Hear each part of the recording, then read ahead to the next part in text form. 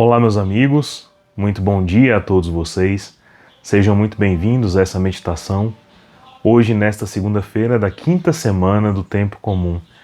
No dia de hoje, o Senhor Jesus, mais uma vez, ensina ao nosso coração como Ele deseja e faz bem todas as coisas, produzindo em nós o bem que é inalcançável ao homem sozinho realizar.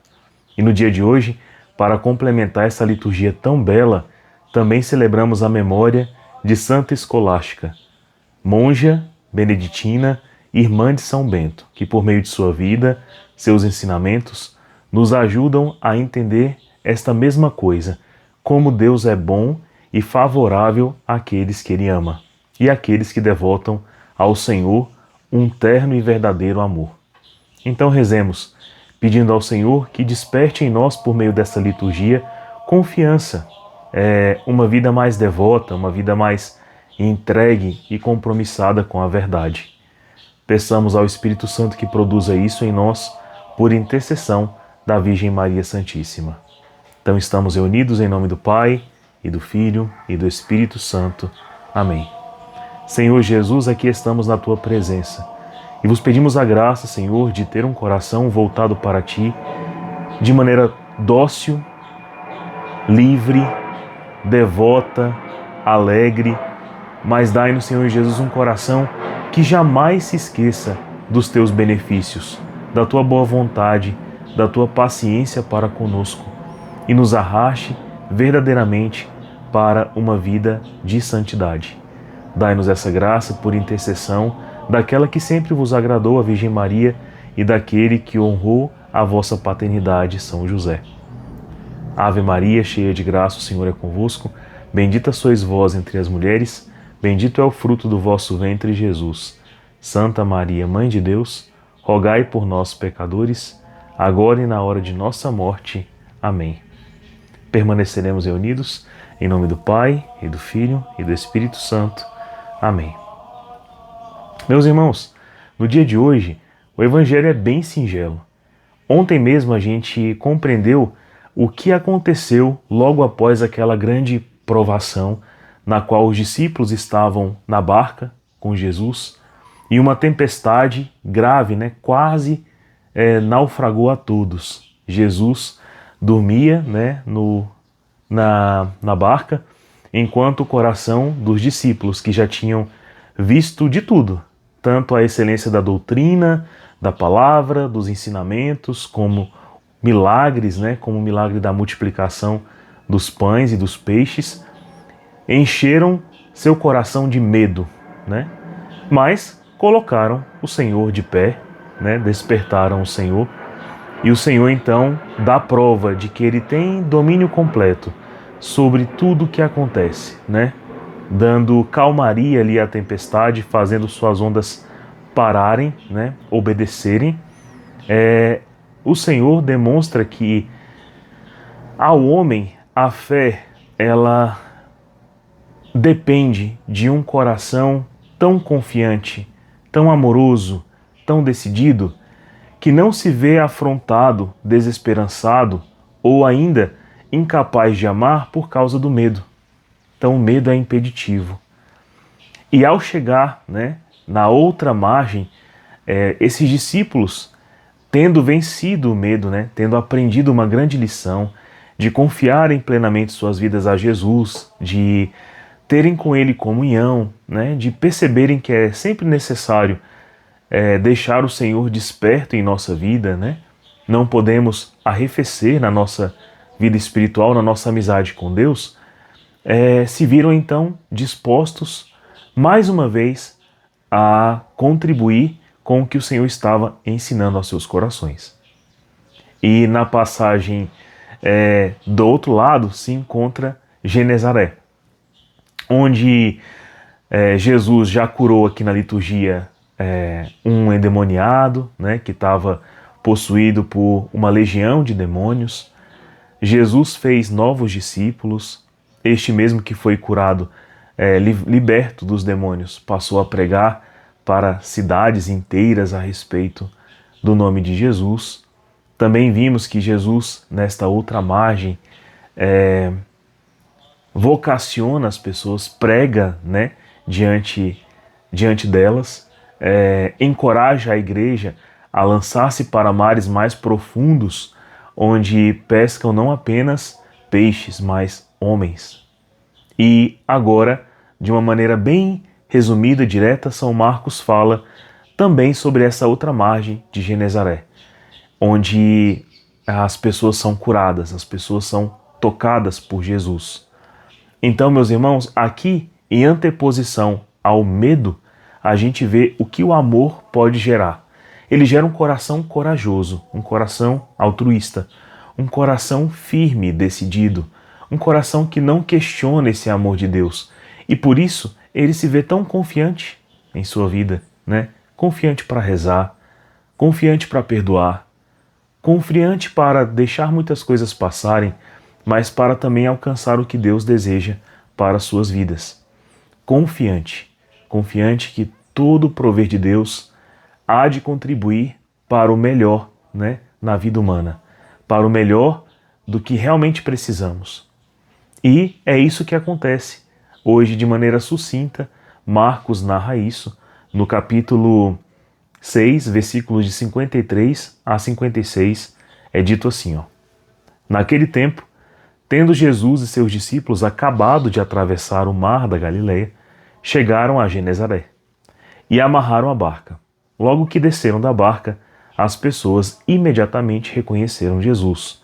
Percorrendo toda aquela região, levavam os doentes deitados em suas camas para o lugar onde ouviam falar que Jesus estava. E nos povoados, cidades e campos onde chegavam, colocavam os doentes nas praças e pediam-lhe para tocar ao menos a barra de sua veste. E todos quantos o tocavam ficaram curados. Então, aqui existe um encorajamento que vem bem ao encontro do que a gente percebeu na liturgia de ontem, né? Na liturgia de ontem, a gente vê, por exemplo, São Paulo, que é o maior dos apóstolos, chegar a dizer, né, ao povo e a Jesus, ao Senhor, que ele era o menor dos apóstolos, sendo que a gente hoje o considera como o grande apóstolo, porque ele foi quem mais teve um serviço apostólico, né, de levar a fé, levar a palavra, a sã doutrina, né, de expandir a Igreja Católica de maneira tão fervorosa em todo o mundo conhecido. Só as peregrinações de Paulo, né, foram as maiores peregrinações que qualquer apóstolo poderia ter, né? E também derramou seu sangue em testemunho deste amor. Então, São Paulo é um apóstolo magno, mas ele, na palavra, chega a considerar-se, né, como o último, o mais pequeno, aquele que veio por último, né? Por isso é como quase um abortivo, digamos assim, porque ele perseguiu a Igreja de Cristo no início de sua vida, né? Foi depois da conversão que Deus tudo operou nele. Mas é belo, né, ver que ele não era um coração temeroso. Se ele tivesse parado no medo, que testemunho ele poderia realmente dar de Cristo, né? Então, ele foi um homem perseverante, venceu realmente a carreira, né? Completou a corrida, guardou a fé e agora reservado para ele é a coroa da justiça de Deus, né? Reservada para aqueles que amam o Senhor. Então é isso.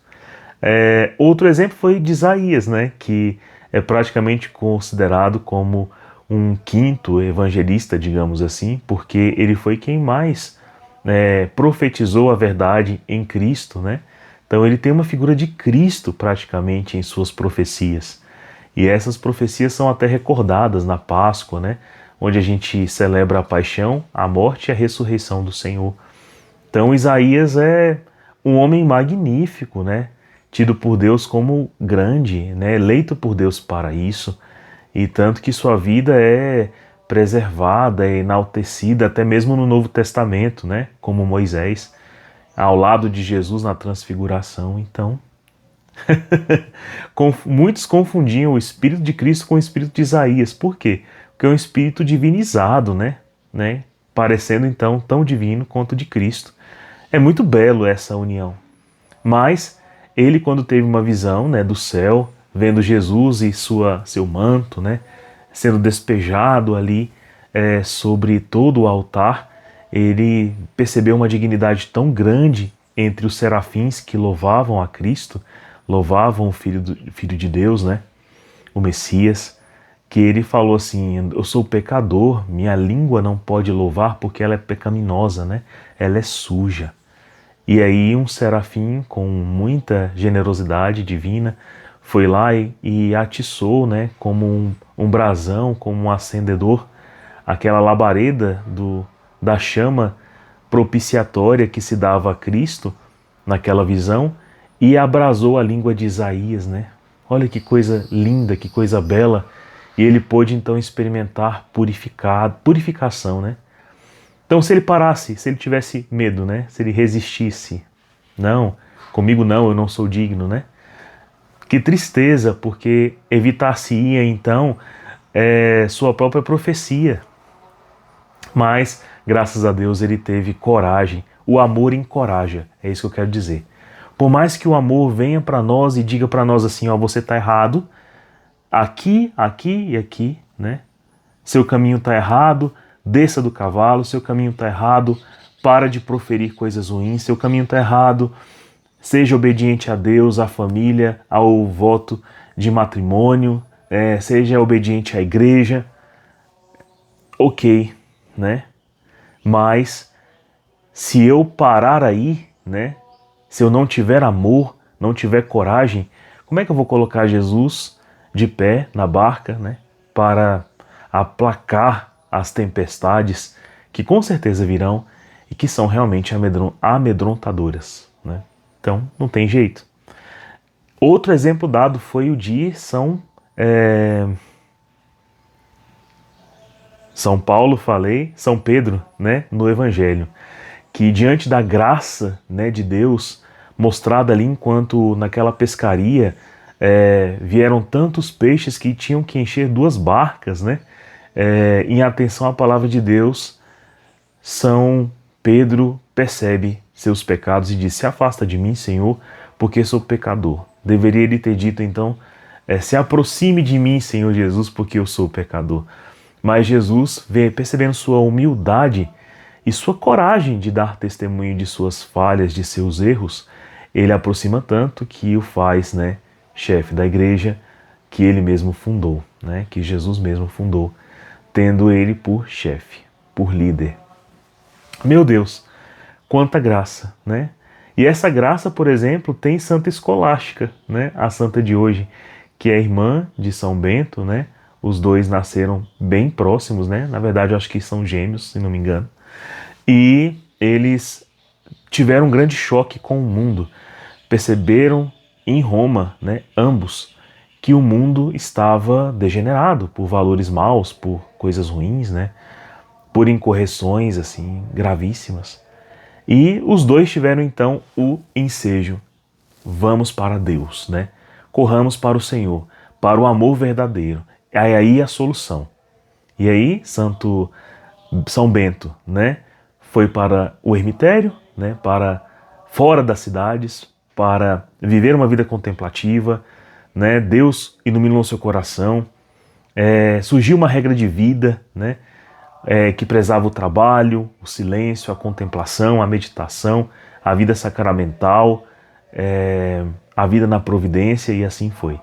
Santa Escolástica, da mesma maneira, né, foi chamada a mesma coisa, e principalmente a uma contemplação da verdade, tanto que escolástica, né, é praticamente algo que dá a nossa menção para os mosteiros que viraram também escolas, né? Escolas tanto de espiritualidade, de teologia, como também de estudo mesmo, no qual as pessoas poderiam, de maneira contemplativa, viver o silêncio, o estudo e alcançarem o encontro de Deus, né? Então, é daí que vem o nome escola, né? Além disso, a gente percebe nela essa docilidade corajosa para com Deus, né? Tanto que pouquíssimos dias antes de sua morte, talvez ela já até soubesse quando iria falecer, ela amava muito a amizade com São Bento, seu irmão, e chamou para que eles tivessem uma conversa, né, no convento dela, e ele foi. mas desejando prolongar a conversa por mais tempo para que tivessem mais coisas a partilhar, e ele com pressa para voltar, né, para o silêncio do mosteiro, ele apressou-se para ir-se embora. Mas ela pediu muito a Deus assim, né? Senhor, eu quero meu irmão aqui, partilhar mais com ele, mas esse dia é uma bênção para mim, é importante demais, temos muito a falar, é importantíssimo. E São Bento, então, não queria, né, ceder aos apelos da irmã, mas Deus cedeu. Tão corajosa e amorosa, ela pediu para Deus para que ele não fosse embora. E aí Deus deu uma grande tempestade, assim, era impossível que ele fosse embora naquele momento.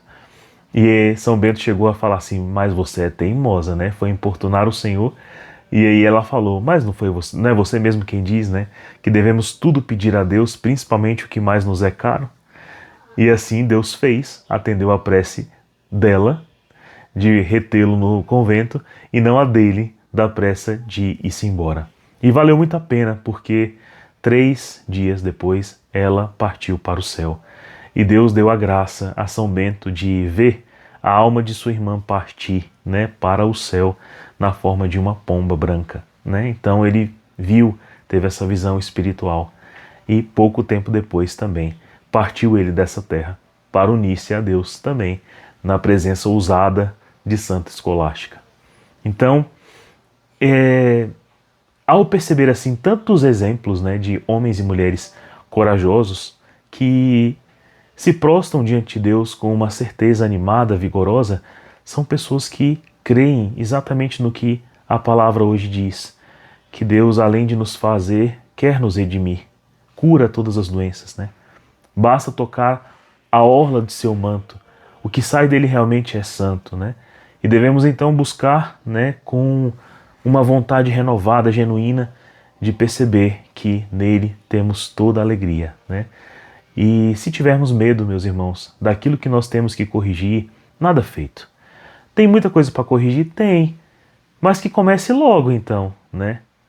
Façamos como São Bento e Santa Escolástica, né, de dizer não para o pecado, de ir para a graça. Façamos como São Pedro, que mesmo sabendo que somos pecadores, saber que Deus é misericórdia, né? E buscar de antemão o Senhor. Descer do orgulho, como fez São Paulo, ou ainda, né, descer daquilo que era instrumento para o nosso pecado e agora será instrumento para o louvor de Deus, como fez São Isaías. E assim seja na vida de cada um de nós. Deus abençoe você, que o amor do Senhor te encoraje para o que é verdadeiro, belo e eterno. Um grande abraço, até amanhã.